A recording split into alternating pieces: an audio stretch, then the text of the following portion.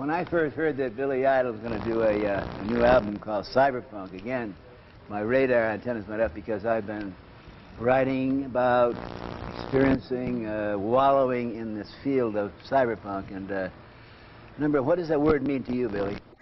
Redirectionalizing, repurposefulizing your life. And I think by the sort of intake and outtake of information.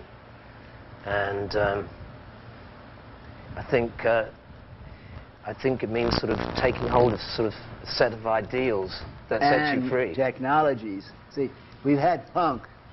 Punk means you're doing it for personal anti-establishment purposes, and cyber means you're using their technology for individual empowerment. Does that make any sense to you?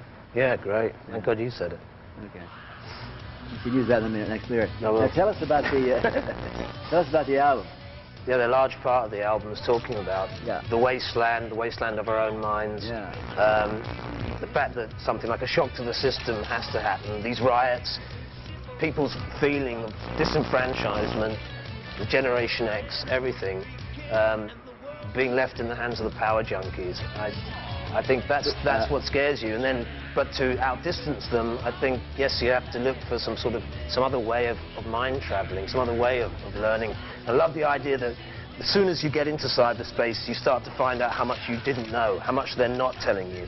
Cyberpunk is the street smarts way of saying that we've got to be smarter than the people that run the big machines, and we're learning how to do it. Yeah. I think that's very much the idea behind this album as well. That's how I feel. Well, that's why I'm here helping you out, and I'm proud to be part of the effort. How did you get involved in this strange, curious future business, Billy? I think in a way, I think I've been involved in it for a very long time without really knowing it, and that's what's almost the most exciting thing about it. You know, years ago, I had a band called Generation X. And that's become a term that's been reused now in the 80s, 90s. Well, let me say a word about that. The hottest concept in American PR magazines, book covers, is this notion of a new generation, post-hippie, post-baby boom. And they call it the slacker generation, but the main name for it is Generation X. And Billy had an album named Generation X roughly 20 years ago. But I think the main thing was that, yes, it was about disenfranchised youth, about very much how we felt. And then it was almost really hilarious to see it being bandied about again in the 90s. And I guess just as true today as, say, when we used it in the 70s as when they first used it in the 60s. Now, after Generation X, we had, what was it? Yeah, well, that's, I left England and I came to live in America. Why'd you do that? I think really just that the English have sort of had enough of me, I think. I don't blame them.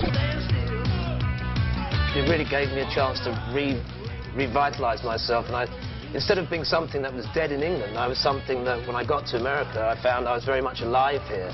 And that's what I think I've always tried to do throughout my music, is keep redirectionalizing myself, giving myself a new purpose. And but I always loved the idea of sort of almost putting rock and roll dance music with technology. Yeah. And that's kind of one of the things I started to try and do when I got here. The songs like White Wedding was fused the two styles of music, and I started to work with a guy called Keith Forster who'd worked with Giorgio Moroder.